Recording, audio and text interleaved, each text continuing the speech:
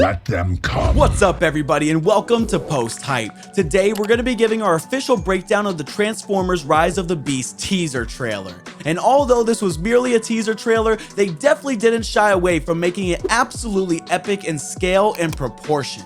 I think the most exciting bit of news that we got, however, is the fact that we are going to be getting our very first on-screen appearance of the Maximals and the Oh wait, not the Predacons? Okay, I guess to everybody's surprise, it looks like they're going to be giving the Terracons the majority of the screen time in Rise of the Beast. You see, for some quick background information for those of you who don't know and are asking yourselves, who are the Maximals, the Predacons, and the Terracons, the three factions were introduced in the late 90s cartoon series Beast Wars, where the Maximals and the Predacons are actually the next stages in evolution of the Cybertronians taking after the Autobots and the Decepticons. Now, unlike the Autobots and the Decepticons, however, Maximals and Predacons transform into animals and birds instead of vehicles. In the continuity of Transformers Rise of the Beast, the two groups have been on Earth for a long time, and just like the show back in the 90s, there's probably going to be some time travel hijinks involved, spoiler warning. However, the Terracons have been confirmed to be the main villains of the movie and usually are depicted as factions within the Decepticons. But it seems in this movie, they will be their own independent group hunting the Autobots and Maximals. Now, being the 7th film in the Transformers franchise, things are a little bit more confusing than you might hope. However, it seems that this movie is going to be a direct sequel to the Bumblebee film that we got a handful of years ago, while also being a slight reboot of the Michael Bay Transformers universe. So this is a sequel to Bumblebee, but a light reboot to the Bayverse. And if this ends up being a story that deals with time travel, well, we're not gonna try and fry your circuits just yet. So, as the trailer kicks off, we're immediately introduced to our newest Autobot member, Mirage. Portrayed by Pete Davidson, we get an Autobot whose alternate mode is a silver and blue Porsche, and is also described as a fast, flashy, rebel type of character.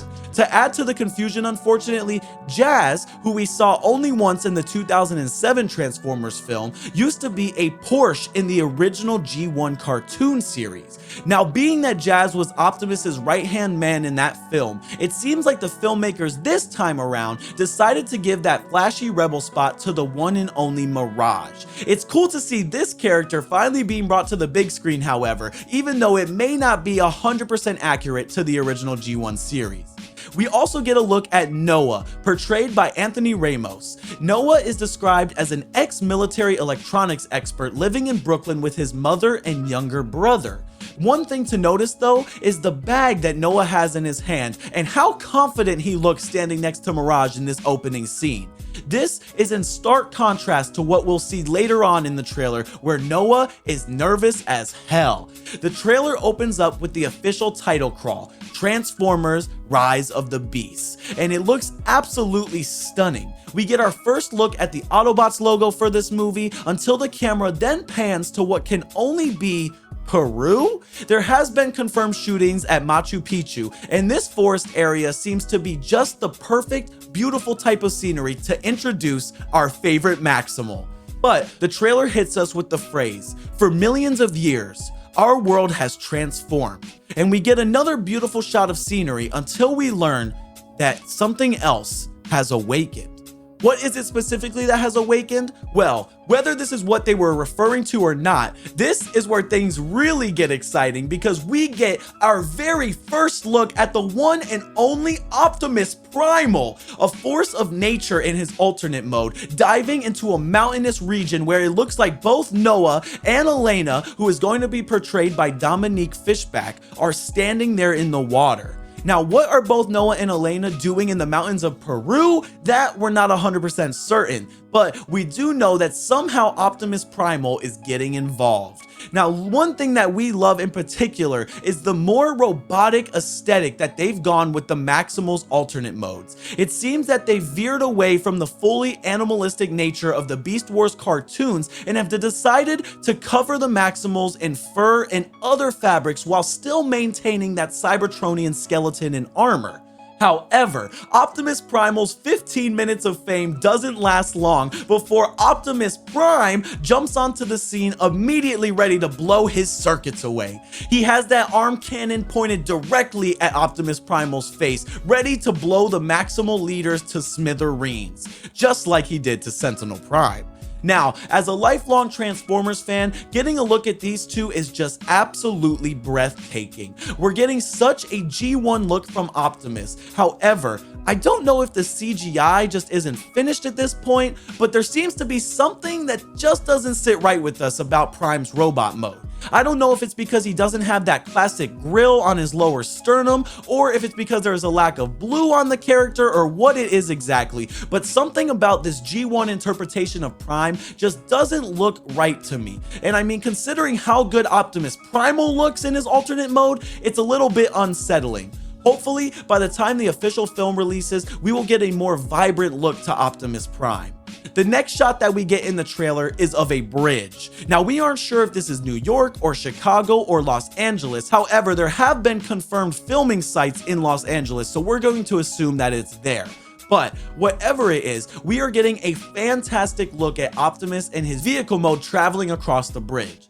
Now, even though it's only for a second, we do get a quick shot of Bumblebee now showing off in his full Camaro glory, just like how we see him in the beginning of the 2007 Michael Bay Transformers film.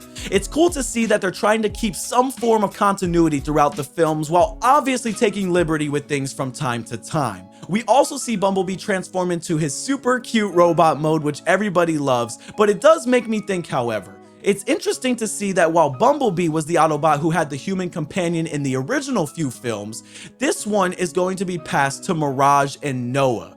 Does this mean that Mirage might be taking on more of a Bumblebee-like character throughout this film? Well, we guess only time will tell. Speaking of Mirage though, the trailer goes on to show us him in his new snazzy Porsche mode. One thing you'll notice right away, however, is that this definitely isn't a modern day Porsche, not one from 2022, that's for sure. And that's because this film, being a sequel to the 2018 Bumblebee movie, is actually taking place not too far after the events of that film in particular. According to sources, Rise of the Beast will be taking place in 1994, where the Bumblebee film took place in the 1980s.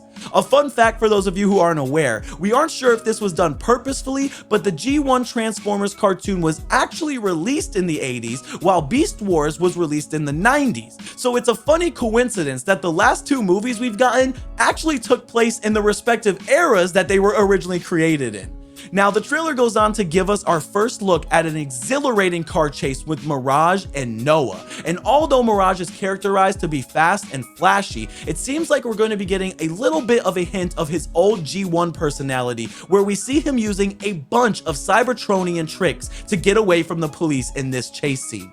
Not only thwarting them by using holograms, but also by transforming around Noah while he's in the vehicle. I mean, look at the way that Mirage literally transforms around him. This is the type of Transformers awesomeness that we love here at Post Hype. Now, you guys let us know in the comments below, what has been your favorite part of the trailer so far? Because although this Autobot action has been fun, it's time to get into the nitty-gritty of what we all came here for. And that's getting our first official look at Cheetor in his alternate mode. Now, Cheetor looks absolutely monstrous next to Bumblebee in his Camaro right here. Now, Cheetor obviously must be running so fast to keep up with a Camaro. But that's not even the part that really stuck out to us. It's how big he is compared to Bumblebee in his vehicle mode. I don't know what cheetah he was transforming into when he originally took on that mode, but it must have been the biggest mama cheetah of all time, because this guy looks insanely huge. It's super cool to get our very first look at not only Optimus Primal, but the beloved Cheetor as well. But we get a look at another member of the Maximals, Airazor, absolutely demolishing what looks to be a stone or cobblestone made bridge with her fire. Airazor is going to be voiced by Michelle Yeoh, and although she is very nurturing usually, you don't want to cross her for the reasons seen on screen right here. Definitely an extremely welcomed addition to the Transformers movie cast. Now, this is definitely going to be a fan favorite because ever since we saw her in the cybertronian scene in Bumblebee, we have been awaiting to get a G1 reminiscent Arcee. Now, Arcee was in the original Michael Bay movies, I believe in Revenge of the Fallen. However, she didn't look anything like her G1 counterpart, and honestly, it was for the worse. Today, however, we are going to get a slight combination of the two in this trailer. It looks like in robot mode, Arcee is going to mostly resemble her cybertronian counterpart much more, but is still going to have that red paint scheme that we saw in the Michael Bay films while she was in vehicle mode. Probably to keep some sort of sense of continuity between the films, but it seems like the teams behind these more recent movies have been going above and beyond to give us new Transformers fans and old Transformers fans alike something we all can love, which is absolutely great to see. Now, sources have confirmed that this old Volkswagen van will be Wheeljack. We did see Wheeljack in the original Michael Bay movies, who was totally unrecognizable from his G1 counterpart, and we also saw him at the beginning of Bumblebee as well. So I'm wondering where we're going to transition from the Wheeljack we got in Bumblebee to the Wheeljack that we get in the Michael Bay movies, because as of right now, nothing is really adding up too much. However, it is cool to see that we're gonna get Wheeljack back in here. The only thing I can hope, though, is that he'll have those glowing antennas on the side of his head, because that is the Wheeljack staple that we need, and if we don't get that as Transformers fans, we should riot. No, I'm just kidding, but it does look like Arcee is protecting Wheeljack in this scene, and I'm wondering if there's important or valuable items or information perhaps in that Volkswagen van. Because why isn't Wheeljack in his robot mode? It seems like they're in the middle of a battle, so it would only be right that he would be in the mode that he could most likely defend himself in. So there must be something in that van that we haven't seen yet. You'll also notice that the missile directly goes through the van, but we don't get to see that moment, and that might be for a particular reason. That leaves us to believe they're protecting something extremely valuable. Now, the trailer gives us another fantastic look at Optimus Primal in his alternate mode here. We get a great glimpse at all of the extra fur and detail and fabric that goes into this futuristic Cybertron alternate mode.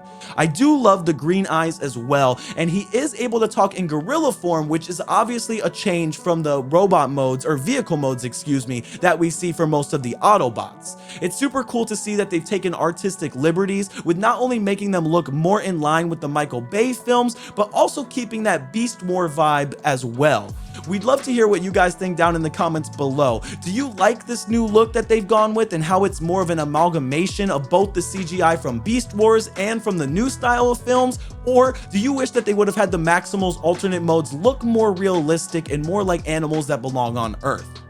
Now, for the moment we've all been waiting for, the trailer gives us our very first look at Scourge, voiced by the one and only Peter Dinklage. He is the leader of the Terracons in this movie and is a trophy hunter. His role is the primary antagonist, and he transforms into a black Kenworth JF logging truck, somewhat reminiscent of Optimus's alternate mode as well. Now, that led us to initially believe that we would be getting a Nemesis Prime, but by the looks of it, Scourge is going to have his very own unique look that is reminiscent of the Terracon logo. It seems that his only relation to Optimus will be their vehicle forms, and whether that's coincidental or purposeful, I guess we'll have to watch to find out. Now, Scourge is the main villain, so because of that, in true Transformers fashion, he's tossing around Bumblebee like a sack of bricks. Poor Bumblebee cannot catch a break in these films. Even Optimus has put a whooping on Bumblebee, but he doesn't know that yet, so let's not tell the little fella. The trailer goes to give us another shot of what we believe to be Machu Picchu, where we see Arcee, Mirage, Wheeljack, and Optimus, as well as Noah and Elena, our human characters, all grouped together. But that's not very long lasted, because what seems to be the final climactic battle of the film, we get another great look at the last Maximal of the group, Rhinox, looking like somebody who's about to be blown away to smithereens. The trailer goes on to show us more Cybertronians arriving on Earth, however. Whether these are Autobots, Maximals, or Terracons, it's not made 100% certain. But we do get a good look into what can only be the final battle. We see Cheetor and Optimus Primal side by side with the Autobots, taking on Scourge and his group of Terracons. It's only a quick glimpse, but we get both Cheetor and Optimus Primal looking absolutely sick in their robot modes for the first time. And if you ask me, Optimus Primal almost looks even more reminiscent of G1 Optimus Prime than Optimus Prime does in this movie. I mean, at least in the face. I think that shield and his mask look so good, and honestly, the body armor, the weapons, and everything is just so amazing. We get a look at Optimus with his Energon axes again, and I am so excited for this end battle. It looks like a bunch of awesomeness that we're gonna get for a summer blockbuster movie. I think our biggest takeaway from this trailer is just how amazing the Maximals look though. I'm not sure if it's because they're different than everything we've gotten previously in these Transformer films, but there's something honestly beautiful about these new looks and designs. Now let us know what your favorite part of the teaser trailer was down below, and also how you think the Terracons are going to come into play. Are they just going to be undead armor for Scourge to do with what he will, or will they be their own actual sentient beings? With that being said, there's only one last question for us to ask here at Post Hype. Where the hell is Rat Trap? No, I'm just kidding, but all right, guys, here we're gonna wrap things up. Thanks for watching our official breakdown of the Transformers Rise of the Beast teaser trailer. If you liked the video, make sure to smash that like button, and if you didn't, make sure to let us know where we can improve. That being said, however, I'm your host, MJ. This has been Post Hype, and we'll see you around next time. Peace out. Let them come.